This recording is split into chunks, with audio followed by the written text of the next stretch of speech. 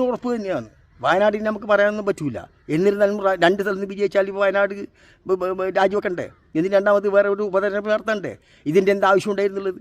അപ്പോൾ ഈ കോൺഗ്രസ് ശരിക്കും ചതിക്കുകയും ആ കോൺഗ്രസിനോട് അനുബന്ധിച്ച് തന്നെ കുഞ്ഞാലിക്കുട്ടിയും ലീഗിൻ്റെ നേതാക്കന്മാർ സാദിഖലി തങ്ങളടക്കം ഈ മുസ്ലിം സമുദായത്തിനെ വഞ്ചിച്ചു എന്നുള്ളതാണ് ഇതിൽ നമ്മൾ മനസ്സിലാക്കേണ്ടത്. എന്നിട്ട് ഇവർ പറയുന്നത് സമസ്ത എതിർത്തു. സമസ്ത എവിടെയാണ് സമസ്ത എതിർത്ത്? ഇവരെപ്പോഴത്തെ ഏതെങ്കിലും വഞ്ചനയോ ചതിയോ ഈ സമസ്തൻ്റെ ഏതെങ്കിലും നേതാക്കന്മാർ ചെയ്തോ? എന്നിട്ട് ഇവരെന്തിനാണ് സമസ്തയോട് വെല്ലുവിളിക്കുന്നത്? എന്തിനാണ് സമസ്തൻ്റെ ആളുകളോട് പള്ളിയിൽ കയറി നമസ്കരിക്കാൻ പറ്റില്ല എന്ന് പറയുന്നത്? എന്തിനാണ് പണ്ഡിതന്മാർ തെറി പറയുന്നത്? എന്തിനാണ് കാണിച്ചു തരാമെന്ന് പറയുന്നത്? എന്താണ് ഇവർ വിചാരിച്ചത്? ഇതാണ് ഇതിൻ്റെ യാഥാർത്ഥ്യം. അപ്പോൾ കുഞ്ഞാലിക്കുട്ടിയൊക്കെ അറിഞ്ഞുകൊണ്ട്, കുഞ്ഞാലിക്കുട്ടി ലീഗിൻ്റെ നേതാക്കന്മാർ അറിഞ്ഞുകൊണ്ട് ഈ സമുദായത്തിനെ വഞ്ചിക്കാൻ ഇവർ ചെയ്തത്. അതേ കുഞ്ഞാലിക്കുട്ടി തുറന്നു പറഞ്ഞില്ലേ ഇപ്പം? ഈ കുഞ്ഞാലിക്കുട്ടിക്ക് ഇതെല്ലാം ചിന്തിച്ചുകൊണ്ട് തന്നെ ലീഗിന് വേണ്ടി സീറ്റ് കിട്ടുന്നുള്ള പ്രതീക്ഷയോട് തന്നെയായിരുന്നു കുഞ്ഞാലിക്കുട്ടി ആദ്യം പറഞ്ഞത് വയനാട് മത്സരത്തിനെ പറ്റി ശ്രദ്ധിക്കണമെന്ന്.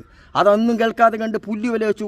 നിങ്ങളുടെ കരിയറിന് നല്ലൊരു തുടക്കമാകാൻ ഇലക്ട്രോണിക്സ് IT മേഖലയിലെ ഏറ്റവും മികച്ച കോഴ്സുകളുമായി ETC electro technical college Perinthalmanna Malappuram. സ്വദേശത്തും വിദേശത്തും ജോലി സാധ്യതകളോടെ technology of electronics, electrical and cooling system, smart phone technology, electric automobile engineering, electronics and electrical technician, electrical and plumbing, inverter, AC and refrigeration, computer hardware and networking, CCTV technician, laptop chip level servicing, computer accounting കോഴ്സുകൾ, PSC അംഗീകൃത software കോഴ്സുകളും.